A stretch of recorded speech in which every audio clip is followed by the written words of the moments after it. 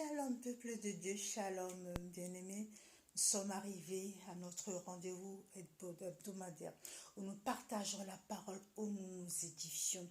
D'ores et déjà, je vous remercie. Merci pour vos partages, merci pour vos commentaires, merci pour votre présence, merci pour vos soutiens et surtout merci pour votre assiduité. Alléluia. Donc, sans plus tarder, nous allons continuer la série sur... on a déjà commencé, c'était le début de l'année, où on a commencé cette nouvelle série qui s'intitule « De la mort à la vie ». Donc, on a déclaré que cette année, c'était l'année de l'accomplissement. Nous sommes dans une année où c'est l'accomplissement.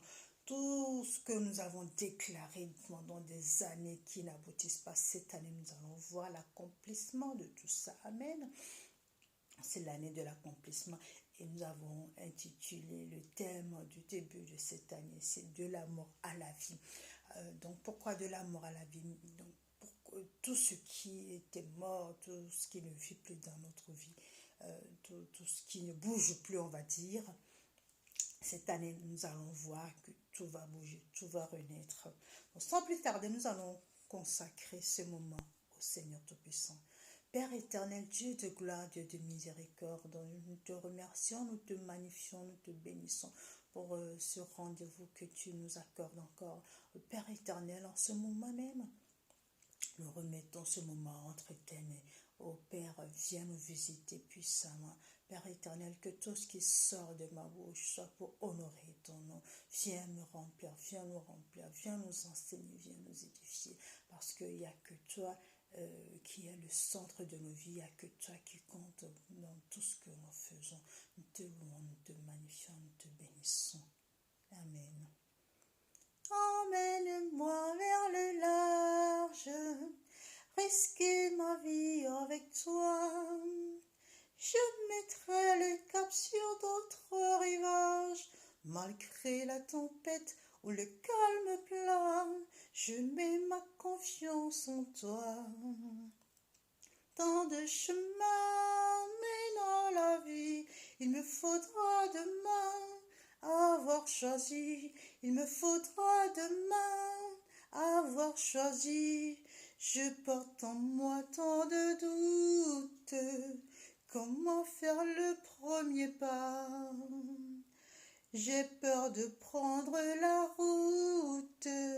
Seigneur, délivre mon cœur de ce poids. Emmène-moi vers le large, risquer ma vie avec toi.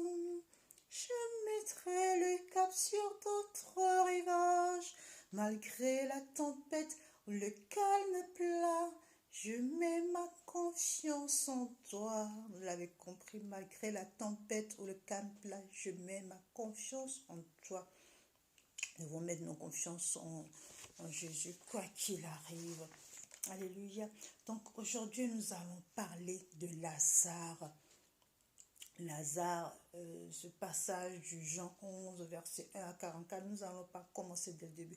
Nous allons commencer à partir du verset 38, parce qu'il y a des choses très, très sérieuses, très importantes, je veux dire.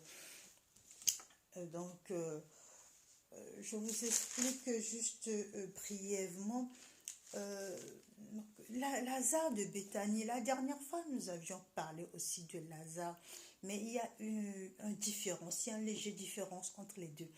La dernière fois, Lazare, c'était le pauvre qui était au pied de la maison du riche, qui attendait qu'il y ait des miettes qui tombent pour pouvoir se nourrir, pour pouvoir se régaler aussi. Mais ce Lazare, il était mort dans la chair et donc Dieu l'a élevé spirituellement. Il parlait de la mort, mais la mort de ce Lazare, c'était une élévation spirituelle et une mort dans la chair. Par contre, le Lazare que nous allons voir en ce moment, Lazare de Béthanie, c'est quelqu'un qui est mort totalement. Mort dans la chair, mort dans le physique, mort enterré, enseveli comme le riche de la dernière fois. Donc voilà, il faut quand même qu'on fasse la nuance entre les deux. L'autre, c'était juste que la chair et le spirituel était où il était monté spirituellement. Mais là, mort dans la chair, mort dans le spirituel. Je vais lire la parole et nous allons commenter par la suite. Amen. Je lis la parole du Seigneur. Jean 11, je commence à partir du verset 38. Donc, Jésus, frémissant de nouveau en lui-même, se rendit au tombeau. C'était une grotte et une pierre était placée devant. Jésus dit, « ôtez la pierre !» Marthe, la sœur du mort, lui dit, « Seigneur, ils sont déjà, car c'est le 4e jour. » Jésus lui dit, « Ne t'ai-je pas dit, si tu crois, tu verras la gloire de Dieu ?» Ils ôtèrent donc la pierre. Jésus leva les yeux en haut et dit, « Père, je te rends grâce de ce que tu m'as exaucé. Pour moi, je savais que tu m'exauces toujours. Mais j'ai parlé à la foule, mais j'ai parlé à cause de la foule de ceux qui tiennent ici. Alors qu'ils croient que c'est toi qui m'as envoyé. » Après avoir dit cela, il cria d'une voix forte, « Lazare, sort !» Et le mort sortit, les pieds et les mains liés de bandelettes et le visage enveloppé d'un linge. Jésus leur dit, « Déliez-le et laissez-le aller. » Amen. Déliez-le, laissez-le aller.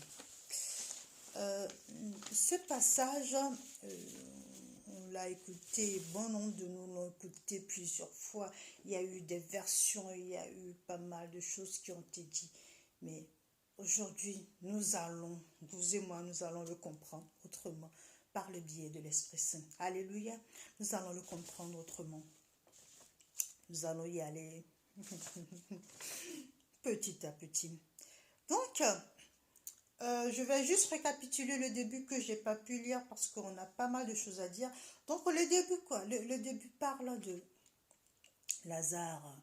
C'était le meilleur ami, on va dire ça comme ça. Jésus l'aimait beaucoup, qui était mort. Et les sœurs ont envoyé dire à Jésus, qui n'était même pas dans la ville le jour-là. D'abord, il était malade. Ils ont envoyé du monde pour aller dire à Jésus que voilà, celui que tu aimes le plus est malade. Jésus est resté 2 jours encore dans la ville. Et après, il est allé. Lazare était mort. Ici, il s'agit, la Bible nous parle de résurrection, mais nous allons parler de délivrance. Alléluia. Nous allons parler de délivrance parce que Jésus disait dans le verset, il y a un verset qui disait, cette mort n'est pas, ce n'est pas n'importe quelle mort, mais c'est pour la gloire de Dieu. Cette mort est pour la gloire de Dieu.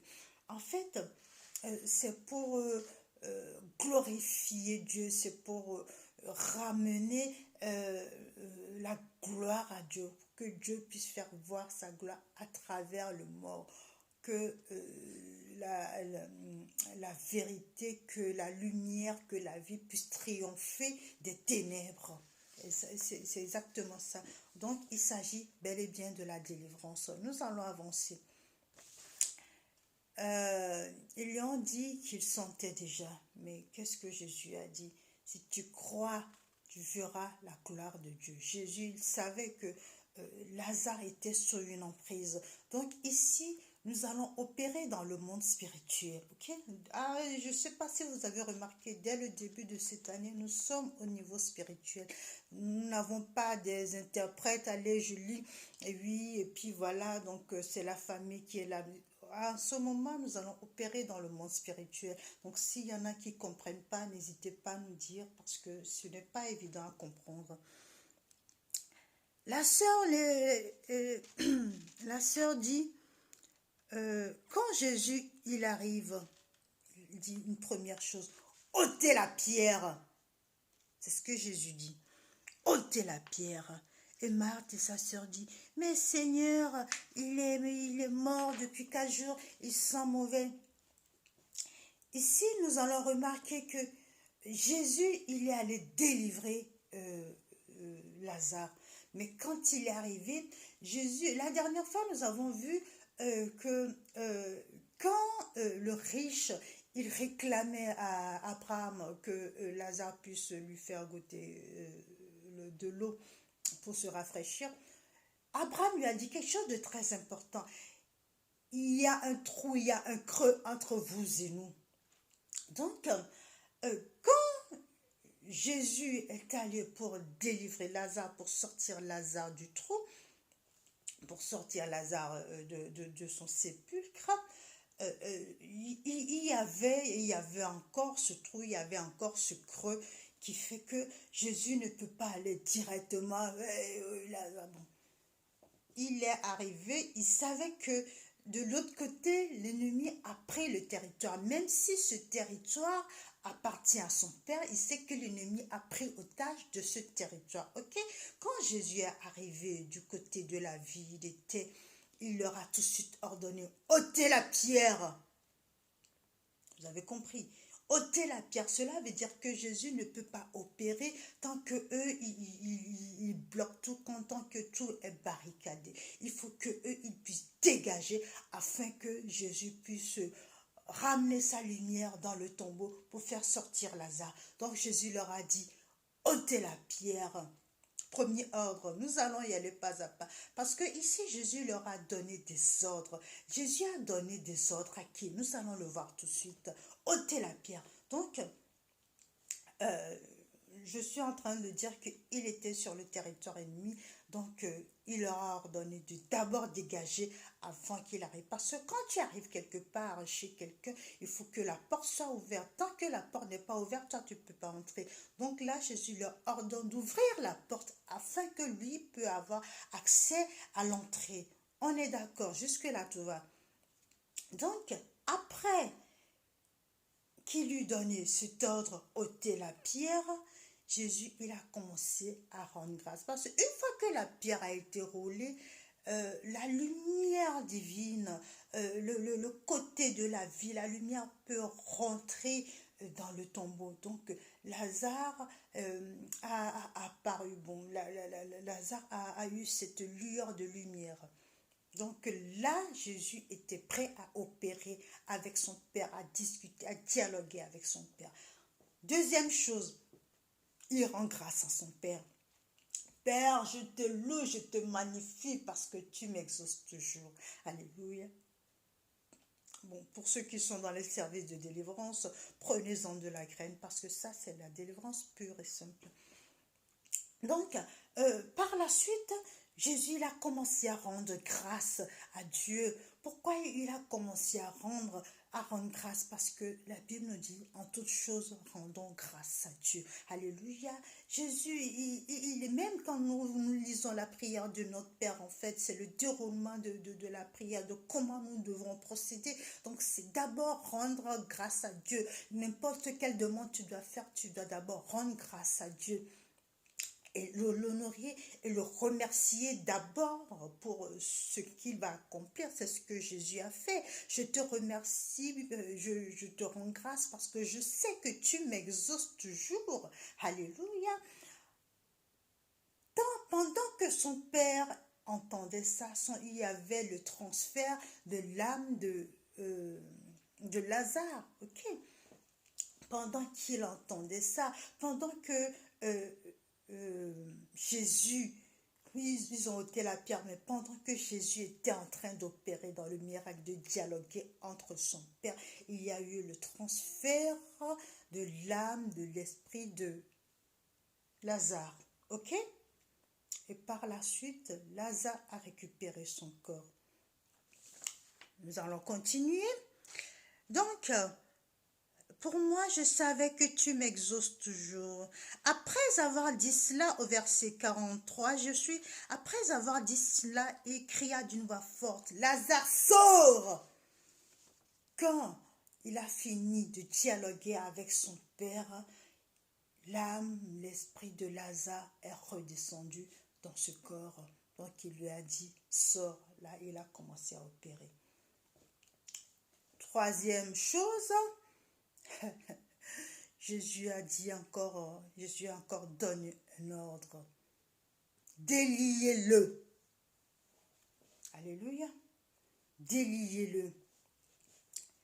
Bien-aimés, nous avons dit que nous sommes en train d'opérer dans le spirituel. Jusque-là, Jésus est en train de donner des ordres, mais il est en train de donner des ordres à qui? Il y a quelqu'un, il y a une catégorie de personnes en spécifique à qui Jésus est en train de donner des ordres. Il ne s'agit pas de Marthe, il ne s'agit pas de Marie, il ne s'agit pas de la famille, il ne s'agit pas des amis, il ne s'agit pas des apôtres, parce que tout ce monde était là. Il y avait la foule aussi curieux qui regardait. Mais Jésus était en train de donner l'ordre aux principautés démoniaques. Alléluia! Il y avait les principautés démoniaques, ceux qui ont pris en otage la vie de Lazare. D'abord, ils ont, on verra par la suite, ils ont mis des bandelettes, ils l'ont tué, ok, ils ont tué Lazare, ils ont mis des bandelettes autour de lui, ils l'ont mis dans le trou, ils ont mis la pierre dans le trou. Ces principautés, pourquoi Jésus leur donne des ordres? Parce qu'en fait, ils organisent les choses par série. Ok, c'est toute une famille, ils sont très bien organisés, contrairement au monde, contrairement aux chrétiens, le monde des ténèbres est très organisé et puis ils sont très très unis. Je ferme la parenthèse. Donc, il y a une équipe qui était là spécifique, qui a fermé la porte, qui a mis la pierre sur le tombeau pour dire à partir de maintenant, toi on t'a enterré, on t'a enseveli, tu ne sors plus. Alléluia. Parce que quand les autres ont mis, il y a ceux-là qui se sont dit, de toute façon, il va encore vouloir sortir. Non, donc à partir d'aujourd'hui, ils ont fermé un petit peu comme dans la vie courante. Quand on bloque ton dossier, on dit, ben, celui-là, il ne va plus bouger du tout, quoi qu'il arrive. Alléluia. C'est ce qu'ils ont fait à Lazare. Ils ont bouclé. Donc quand Jésus est arrivé, il n'a pas cherché à négocier. Bon, est-ce que s'il vous plaît, il sait qu'il est sur leur territoire, il sait que tout ça appartient à son père, mais que eux, ils ont violé, c'est un petit peu comme eux, ils ont violé le territoire. Donc, quand il est arrivé, il était obligé de leur donner l'ordre de dégager de là. Donc, il leur a donné l'ordre aux principautés. Je parle bien des principautés qui ont dégagé la pierre. Ce n'est pas Marc, ce n'est pas Marie, ce n'est pas la famille, ce n'est pas les enfants, ce n'est pas les apôtres, mais il s'agit des principautés qui ont bloqué la vie de Lazare. Ils ont dégagé la pierre. Donc, là, nous en sommes, après il a rendu grâce à son père, nous en sommes au le troisième point, c'est que il leur a dit, déliez-le. Déliez-le, c'est encore d'autres, parce qu'ils sont organisés, donc il y en a qui ferment, il y en a qui bloquent, il y en a qui mettent dedans. Donc ceux-là, ils avaient reçu l'ordre principalement de l'enrouler. Alléluia. Donc ils ont mis des bandelettes. Donc c'est un petit peu comme, voilà, dans la vie. Il y en a qui ont des bandelettes, il y en a qui sont entourés. Même le visage, ils ont mis des compresses sur les visages. Les gens qui ne voient rien, ils sont là. Il n'y a rien qui avance, il n'y a rien qui bouge. Mais vu que tout est bloqué, ils ne remarquent rien. Oui, ça va. Oui, je me contente du peu que j'ai. Oh, je ne peux pas bouger. Je tourne en rond, mais ça va. Dieu fait grâce. Il s'agit de ce genre de personnes. Alléluia. Alors quand Jésus, il a dit, Lazare, sort! Ça fait c'était au deuxième, il a dit, Lazare, sort! Il était sorti avec les bandelettes. Donc, il y a une autre catégorie de principautés qui sont sorties avec quand je parle de principauté démoniaque, il ne s'agit pas forcément de Satan. Voilà, il peut y avoir eux, mais il peut y avoir aussi nos mauvaises pensées, nos mauvaises attitudes qui nous ont cloués au sol, qui nous ont ensevelis, qui nous ont enroulés, qui font que nous n'arrivons pas à avancer, n'est-ce pas? Donc, elles lui ont dit, déliez-le. Et par la suite, Jésus a dit aussi par la suite, laissez-le aller. Déliez-le, ils l'ont délié, laissez-le aller. Pourquoi se laisser-le aller? Parce que on peut comment dire, la langue française, il y a une subtilité. Jésus aurait pu dire, vas-y, ou va, ou comme il dit quand il guérit les autres, comme le paralytique à Bethesda, va, ta foi t'a sauvé. Là, Jésus n'a pas dit va, il dit laissez-le aller.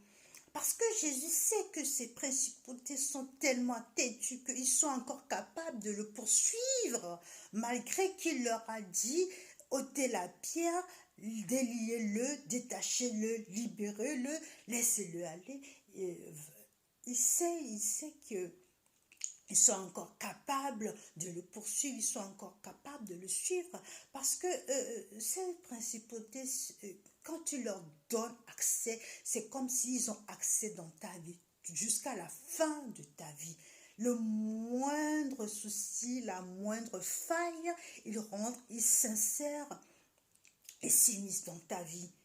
Jésus le connaît très bien, c'est pour ça qu'il a encore donné l'ordre, laissez-le aller. Alléluia, laissez-le aller. Et Lazare est parti. Donc là, je vais ouvrir une parenthèse. Bon nombre, quand il y a des délivrances qui se passent, bon nombre se retrouvent bloqués au quatrième point. Laissez-le aller. Quand là, il ne s'agit même pas de celui qui fait la délivrance, il s'agit de celui qui reçoit la délivrance. Quand l'homme de Dieu te dit c'est bon, on a tout fait, ils sont encore au bord du rivage, ils sont encore hésitants, ils n'arrivent pas à bouger. C'est à peu près la chanson que nous avons chantée ce matin. Tant de chemin, mais là,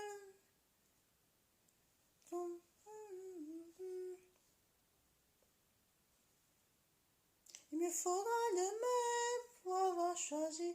Je porte en moi tant de doutes. Comment faire le premier pas? Ils doutent tellement, ils ont tellement peur de l'avenir, de devant, ils ont du mal à avancer et ils sont bloqués parce que après ils vont passer d'homme de Dieu en homme de Dieu, ils harcèlent les hommes de Dieu sont fatigués, bien aimés. Et après, qu'est-ce qu'ils disent? Ah oui, mais j'arrive pas, mais il n'a pas bien fait. L'homme de Dieu a fait son travail.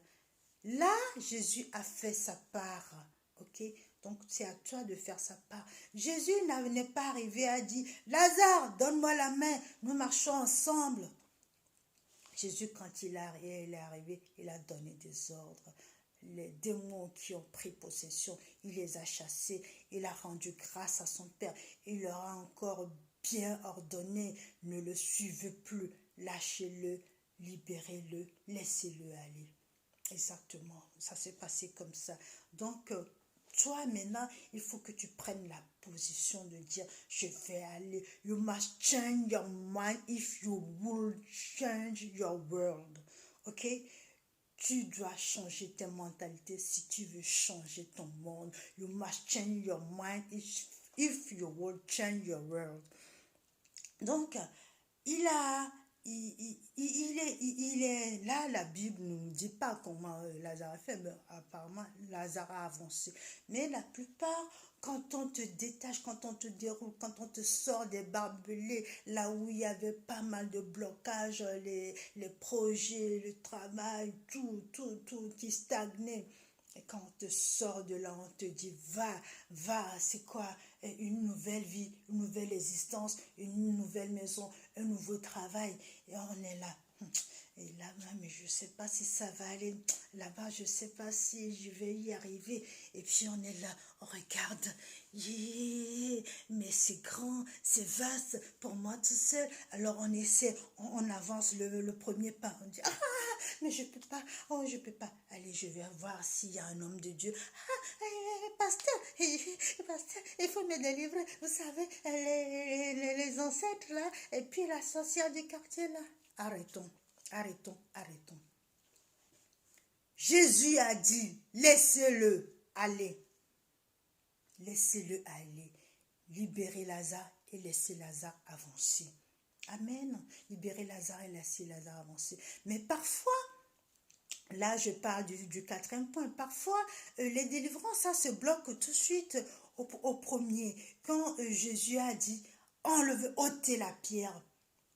Des fois, quand nous commençons, quand on ôte la pierre, cela veut dire quand on enlève le poids, quand on enlève le blocage, quand on enlève le gros souci. La pierre, en fait, vous savez, j'avais déjà expliqué, les principautés, c'est comme une souche. Il y a le père, il y a le gros, il y a le père de famille, et puis il y a le reste, les tout petits, les rames. C'est comme une tronche d'arbre avec des racines. Donc il y a le reste, les ramifications. Donc lui qui était au-dessus de la grotte, voilà, de la tombe, la pierre, c'était la grande principauté que voilà, Jésus a fait ôter, et il y avait les restes, les petites ramifications. Donc, quand on ôte la pierre comme ça de ta vie, je ne sais pas, l'esprit de famille ou voilà, celui qui te persécute, qui fait que tu n'arrives pas à avancer, quand l'homme de Dieu le fait sauter, il y a quand même une lumière qui rentre dans ta vie, il y a quand même quelque chose qui bouge. Ça ne bouge pas comme ça devrait bouger, mais on sent une différence. La plupart s'arrêtent là parce qu'on croit avoir déjà tout vu. Mais il faut quand même continuer le déroulement. La suite, c'est rendre grâce à Dieu. Nous rendons grâce à Dieu et Dieu continue à faire le travail. Quand tu rends grâce à Dieu, c'est comme si tu es en train de faire un transfert. Dieu, je te redonne mon ancienne vie, je te donne la mort qui est dans ma vie, je te donne tout ce qui ne va pas et je te demande de nouveau de me renouveler, de me transférer la vie, la vraie vie, parce que toi-même, tu es la vie. Et par la suite, il y a encore des barbelés. Il y a des fois, oui, des fois, non. Des fois, il n'y a rien. Mais des fois, ils sont tellement têtus, ils sont tellement sévères. Ils en veulent tellement à la vie de la personne qu'il y a des barbelés qui entourent la personne. Donc, il faut encore faire ça. Et comme j'ai dit tout à l'heure, ces esprits, voilà, il y a les mauvais esprits, mais il y a aussi notre mentalité. Une fois que le travail est fait, il faut aussi qu'on change la mentalité, parce que là, il y a beaucoup qui ont été délivrés, qui me regardent en ce moment, qui n'ont pas pu avancer, qui n'arrivent pas à avancer parce qu'ils ont peur, ils sont dans le doute. Comment faire pour avancer? Mais si j'avance, qu'est-ce qui va m'arriver? Ils ont peur.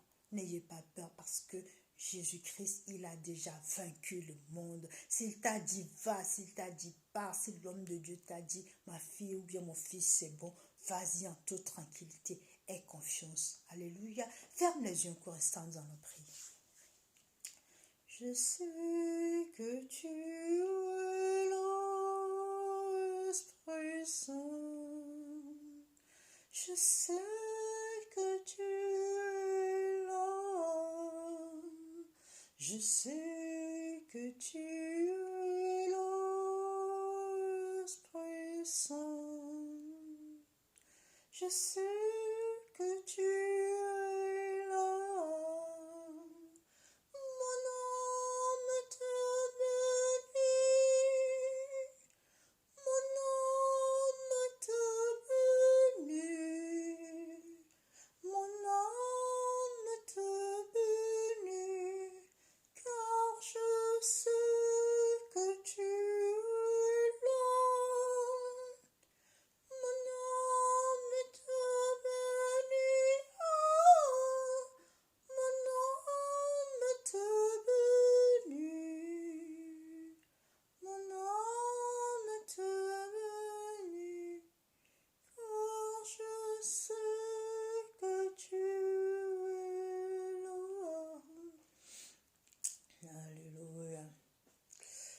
faire des appels.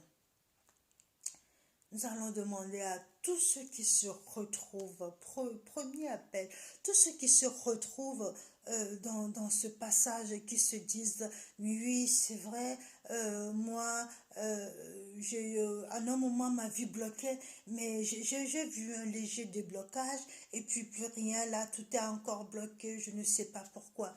Dis-toi bien que soit tu es bloqué au premier, ou alors au niveau où on doit te délier. Alléluia. Donc, positionne-toi, réfléchis, voilà. Réfléchis, rentre en toi-même comme le fils perdu, quand il est parti, il est rentré en lui-même, la Bible a dit.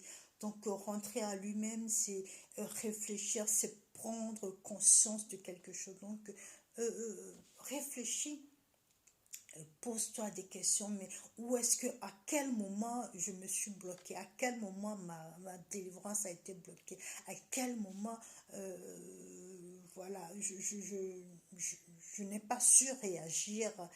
Et, ou alors, tu es au premier où il faut ôter la pierre, ou alors tu es au troisième où il faut encore te délier, parce que tu as vu des choses qui ont bougé entre-temps, ou alors tu es au quatrième où tout va bien et que c'est toi qui dois avancer. Là, il faut que tu changes ta mentalité, il faut que tu changes ton attitude, il faut que tu positives pour pouvoir avancer. Donc, nous allons prier pour ces 3 catégories de personnes. Vous allez mettre les mains sur la tête et nous allons prier.